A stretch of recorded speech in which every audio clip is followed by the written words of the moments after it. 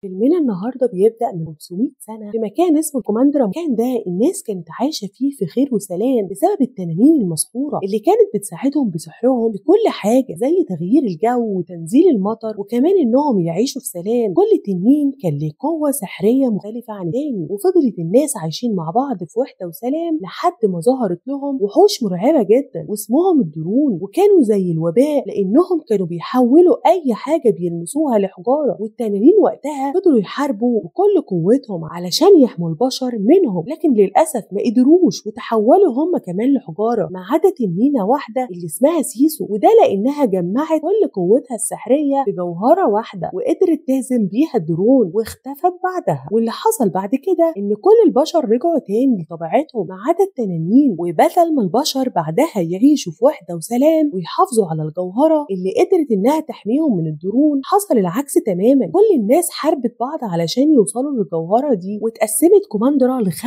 أراضي، وكل أرض اتسمت على اسم عضو في التنين وده لتقديسهم ليهم. وال5 أراضي هم المخلب والعمود الفقري والديل والناب والقلب، والأرض اللي كانت معاها الجوهرة المسحورة هي أرض القلب. وعلشان كده الكل كان بيغير منها. ونروح لوقتنا الحاضر وبنشوف بطلة فيلمنا اللي اسمها رايا، وهي بتدخل نفق ومعاها التوك، وده اسم الحيوان صاحبها على فكرة، واللي بيكون بيلف زي الكورة وبتخليه يعدي قدامها علشان يكشف لها لو المكان فيه فخ ولا حاجة. وبعدها بتوصل لآخر البوابة وبتدخل المكان اللي فيه الجوهرة، وبيكون في المكان ده حارس الجوهرة واللي بيحاول يمنعها إنها تقرب منها. وبعد شوية بنكتشف إن الحارس اللي عمل معاها أكشن من شوية طلع باباها، وإن ده كان تدريب ليها وهي نجحت فيه. وبعدها بتفضل رايا تبص للجوهرة بانبهار شديد، فبيقول لها باباها إن هم من سنين طويلة وهو وأجداده بيحرسوا الجوهرة دي، وانت دلوقتي بقيتي حارسة الجوهرة. فبتفرح رايا جدا، وبعدها بتخرج هي وباباها وبيتمشوا مع بعض في القصر، وباباها كمان بيكمل كلامه معاها وبيقول لها ان كوماندرا من 500 سنة كانت بلد واحدة وكل اهلها كانوا متحدين مع بعض. وبيعرفها بعدها ان زعماء الاراضي التانية اللي اتقسمت بعد موت التنانين جايين النهارده علشان يحاربوه وياخدوا منه الجوهرة دي، ده علشان هم فاكرين ان الخير اللي في ارضنا بسببها. فبتقول له رايا انها مستعدة علشان تحاربهم. فبيقول لها باباها انه بيتمنى انه اهل كوماندرا يرجعوا تاني متحدين زي زمان، وبيقول لها علشان كده انا عزمتهم النهارده علشان نتكلم مش عشان نحارب، وهحاول اقنعهم اننا نتحد ونرجع تاني زي زمان قبل ما ندمر بعض. ولما جم كل زعماء المناطق التانية قال لهم باباها نفس الكلام اللي قاله رايا، بس لقاهم رافضين السلام. فبتحس رايا ان الموضوع شكله هيقلب بحرب، فبتلحق الموقف وبتسالهم مين جعان. فبتتقدم بنت زعيمة ارض الناب واللي بتسمح لها مامتها انها تروح معاها، وبتبدا البنت تعرفها على نفسها وبتقول لها ان اسمها نماري. بترحب بيها رايا جدا وبتاخدها علشان ياكلوا مع بعض، وبيفضلوا يتكلموا مع بعض. وبتقول لها نماري ان بلدهم بتعاني من مشاكل كتير بالرغم من انها تبان من بره بلد جميله، وبتعرفها ان عندهم اسطوره بتقول ان التنينه سيسو لسه عايشه، وبتوريها المخطوطه. تشرح لها ان سيسو بعد ما قضت على الدرون نامت في اخر النهر. فبتسالها رايا وبتقول لها انهي نهر؟ احنا عندنا انهار كتير. فبتقول لها نماري ان محدش يعرف انهي نهر، بس تخيلي كده لو عرفنا مكانها ساعتها كل مشاكلنا هتتحل. وبعدها بتوريها السلسله بتاعتها اللي على شكل التنينه سيسو وبتديها لها هديه. تفرح رايا جدا وبتثق فيها وبتقرر انها توريها الجوهره اللي عندهم، وبالرغم من انها عارفه ان المكان ده سري وممنوع اي حد يدخله، بس رغم ده عملت كده. وفجاه بيظهر الوش التاني لنماري وبتقول لها شكرا انك وصلتيني للجوهره. وبعدها بتوقع رايا على الارض، فرايا تصدم فيها وبتضربها، فبتطلع نماري الشعله بتاعتها وبتضربها في السماء. ده كان اتفاق بينها وبين اهلها انها لما توصل للجوهره تعمل كده. بتشوف مامتها الشعله وبتروح لها ومعاها جنودها، وبتقول لها نماري ان دلوقتي الجوهره بقت بتاعتنا. بس بيدخل بابا رايا وبيحاول انه يدافع عن الجوهره، وبعدها بيدخلوا كل زعماء المناطق والغضب بيسيطر عليهم وبيبقوا عايزين ياخدوا الجوهره. فبيقول لهم بابا رايا ان هو لسه مؤمن انهم يقدروا يحطوا ايديهم في ايد بعض، وساعتها هترجع كوماندرا بلد متحده من تاني. بس فجاه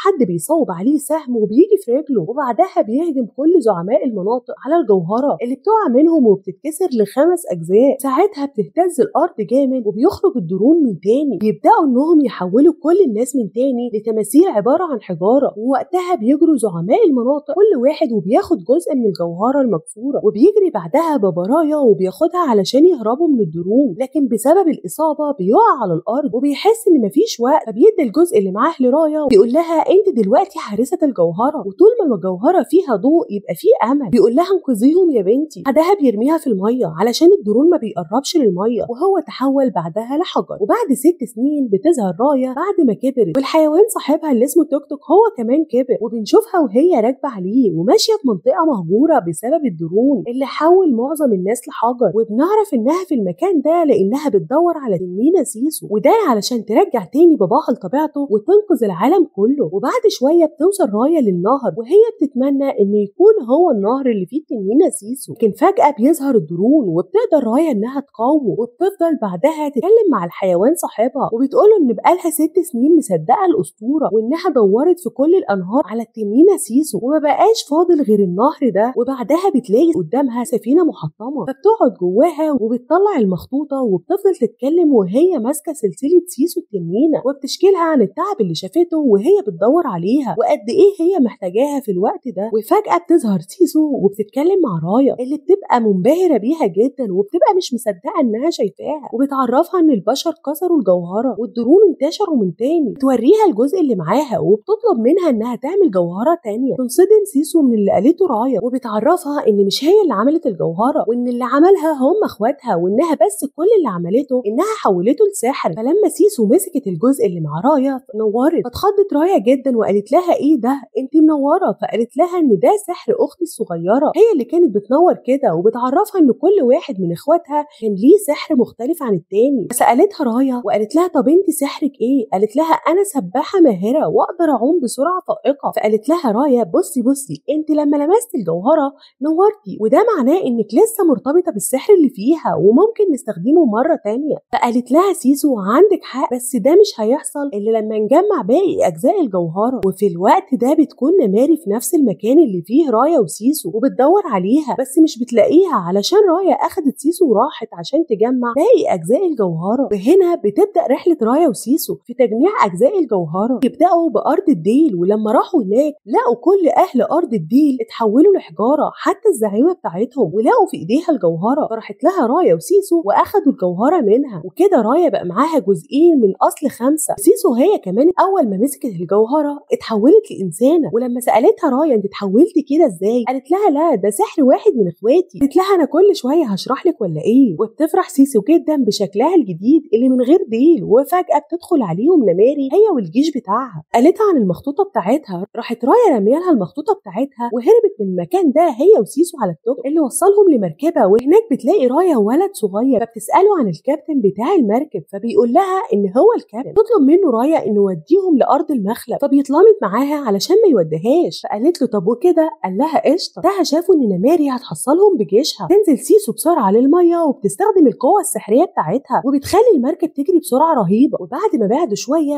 رايا قالت لسيسو اطلعي بقى من المية ورجعي تاني إنسانة قبل ما الولد يعرف حقيقتك. بتدلع سيسو في المية وبتكون مش عايزة تطلع، وبعدها الولد بيحضر لهم أكل، فرايا بترفض إنها تاكل على عكس سيسو اللي قعدت تاكل وخدت راحتها على الآخر. أخيرا وصلوا لأرض المخلب، فالولد الصغير قال لرايا إنه ممكن يستناها وده بمقابل مادي تاني. توافق رايا بسرعة وبتطلب من سيسو إنها تستناها في المركب علشان تفضل في أمان، وهي هتروح تجيب الجوهرة وتيجي تاني. بتسيبها وبتمشي في السوق، وبيلفت انتباهها بنت صغيرة عمالة تعيط. فلما راحت علشان تشوف مالها وتساعدها، 3 قرود دول سرقوا منها الجوهرتين اللي معاها وبيطلعوا حراميين هما والبنت الصغيرة اللي بتكون الزعيمة بتاعتهم. تجري رايا وراهم بسرعة وبتقدر إنها ترجع الجوهرتين بتوعها، وبتعمل معاها ديل إن هي هتودي لها الفلوس اللي هي عايزاها وإنها تساعدها توصل لمكان الجوهرة الثالثة. وفي الوقت ده بنشوف سيسو في السوق وهي عمالة بتلم الهدايا من المحلات من غير ما تدفع أي فلوس. بتلم حواليها كل التجار وبيقعدوا يزعقوا. ساعتها بتيجي الست العجوزة دي وبتقول لهم عيب كده يا جماعة، دي برضو واحدة غريبة ولازم نكرمها. وبتاخدها وبتمشي لمكان فيه درون، وده علشان هي عارفة هي مين، وبتهددها إنها لو ما قالتلهاش فين باقي الجوهرة ومين اللي معاها هتخلي الدرون يخلص عليها. وفي الوقت ده بتكون البنت الصغيرة أخدت رايا للحارس اللي معاه جزء من الجوهرة، والبنت الصغيرة بتشغل الحراس لحد ما بتطلع رايا للحارس اللي فوق واللي بتلاقيه اتحول لحجر. وبتسأل واحد من اللي واقفين في المكان وبتقول له امال مين دلوقتي اللي معاه الجوهرة؟ فبيدلها على الست العجوزة وبيعرفها انها ست شريرة جدا. طلعت هي نفس الست اللي مهددة سيسو بالدرون. بتنقذها رايا وبتاخد الجزء الثالث. وتكتشف رايا ان سيسو بتكتسب من الجزء ده سحر اخوها اللي هو الضباب، وبتهرب هي وسيسو والبنت الصغيرة والقرود بتوعها وبيركبوا كلهم بسرعة على المركب. بعدها بيروحوا كلهم على أرض العمود الفقري. أول ما بيوصلوا بيخبطوا على الباب بس بيقعوا في فخ اللي عاملينه أهل أرض العمود الفقري. فجأة رايا بتلاقي نفسها مربوطة هي وسيسو بالحبل، وبتعرف إن اللي عمل كده فيهم هو الراجل الضخم ده، وده لأن أرض العمود الفقري أهلها كلهم اتحولوا لحجر ومبقاش فاضل حد غيره. وفضل الراجل ده يخوفهم وأخد منهم ال3 قطع من الجوهرة، بس بيوصل توك توك والقرود في الوقت المناسب وبيضربوه، وبعدها بيربطوه وبيروحوا بعد كده يفكوا رايا وسيسو. في الوقت ده كانت نماري وصلت وحصرت المكان كله هي وجنودها، وكانت واقفة على الباب وبتقول لهم يا تسلموا لي رايا يا إما هنخش نحتل المكان كله. فرايا شافتهم من بعيد قالت لهم كلهم لازم يهربوا وهي هتطلع تواجهها لوحدها، وفعلا فتحت رايا الباب وبدأت المواجهة بينها هي ونماري. وفضلت رايا تتكلم مع نماري علشان تدي فرصة لاصحابها انهم يهربوا من تاني، وكان معاهم الراجل الضخم. وبدأت الحرب بين رايا ونماري، بس وهم بيهربوا سيسو بصت لقيت نماري بتضرب رايا جامد وكانت على وشك انها تخلص عليها، راحت متحولة تاني لتنين وظهرت لها واستخدمت سحر الضباب وانقذت رايا من ايد نماري. كانت متفاجئة جدا لانها اول مرة تشوف سيسو. وفي المركب بيقرر الولد الصغير والراجل الضخم انهم يساعدوا رايا بعد ما عرفوا ان سيسو تبقى هي التنينة المقدسة. فالراجل الضخم ده قدم لرايا الجزء اللي معاه واللي بيكون فيه سحر المطر، وبعدها بيقرروا كلهم انهم يروحوا ارض الناب، ودي كانت اخر ارض لانها ارض زعيمة مامة نماري. وبتشرح لهم رايا ان المنطقة دي محمية بقنوات المية من كل الاتجاهات. فضلوا يخططوا مع بعض علشان يتفقوا على خطة لاقتحام المكان ده. فسيسو قالت لهم على خطة مختلفة خالص، وهي انها تواجه نماري وتاخد لها هدية حلوة كده وتقول لها ممكن تساعدينا اننا ننقذ العالم وتدينا الجزء اللي معاكي. نماري هتنبسط جدا وهتاخد الهدية وهتدينا الجزء اللي معاها وهنبقى اصحاب. فطبعا رايا ما بتعجبهاش الفكرة بتاعت سيسو، فراحت سيسو واخداها على ظهرها وودتها على ارض القلب. لكن وهي طايرة شافت باباها وهو متحجر، وبعدها وصلتها سيسو للمكان ده. فسألتها رايا انت جبتيني هنا ليه؟ فقالت لها سيسو علشان احكي لك على اللي حصل من 500 سنة. فشافت رايا 4 تنانين متحجرين، فقالت لها انا طول عمري هنا واول مرة اشوف التنانين دي. قالت لها سيسو